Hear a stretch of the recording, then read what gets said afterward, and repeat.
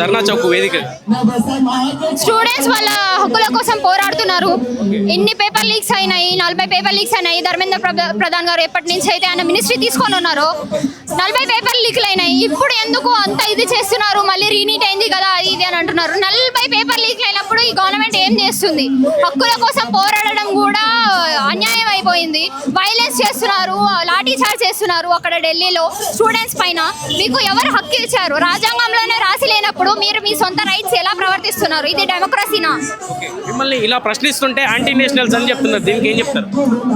ప్రశ్నించడం అనేది anti national అయితే మేమందరం యాంటీ నేషనల్స్ అని చెప్పుకుంటాము. ఎందుకు అంటే నా దేశం పైన నాకు ప్రేమ ఉంది కాబట్టి నేను గవర్నమెంట్ ని ప్రశ్నిస్తాను.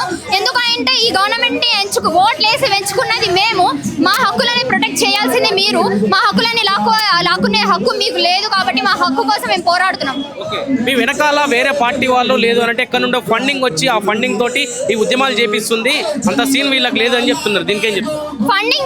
ఫండింగ్ వచ్చి మాకు ఇది చేసే పార్టీ అయితే మేము ఇక్కడ రోడ్ల మీద కుక్కల్లాగా తిరగాల్సిన అవసరం మాకు లేదు. గవర్నమెంట్ కి మేమంటే చిన్న చూపు, ఎందుకంటే మేము ఓట్లేసి గెలిపించినాం కాబట్టి. ఓట్లు అడిగేటప్పుడు మాత్రం వాళ్ళకి మా మీద రెస్పెక్ట్ వస్తుంది, అన్ని మేము ఇది చేస్తాం అది చేస్తాం అంటారు. కానీ మినిస్ట్రీ తీసుకున్నాక గవర్నమెంట్ లోకి పవర్ లోకి వచ్చినాక మమ్మల్ని ఎవరు పట్టించుకోరు. మాకు అంత ఫండింగ్ లేదు, మేము ఏ పార్టీకి సపోర్ట్ చేయట్లేదు.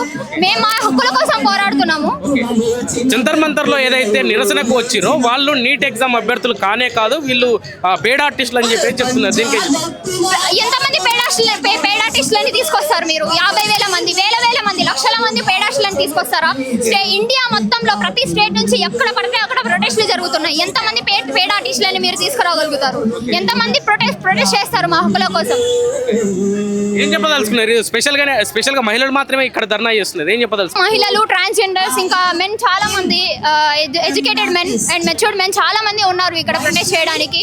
అండ్ ట్రాన్స్జెండర్స్ కూడా మాకు సపోర్ట్ ఇస్తున్నారు స్టూడెంట్స్ అందరికి. అండ్ సెంట్రల్ గవర్నమెంట్ కి ఏం చెప్పదలుచుకున్నారు ధర్నా చౌక్ వేదికగా? ధర్నా చౌక్ వేదికగా మేము ఒకటే చెప్పాలనుకుంటున్నాము, ధర్మేంద్ర ప్రధాన్ గారు మీ పదవి నుంచి మీరు రిజైన్ చేయండి. మీ జాబ్ మీరు సరిగా చేయట్లేదు. మీరు ఈ పదవికి పనికి రారు.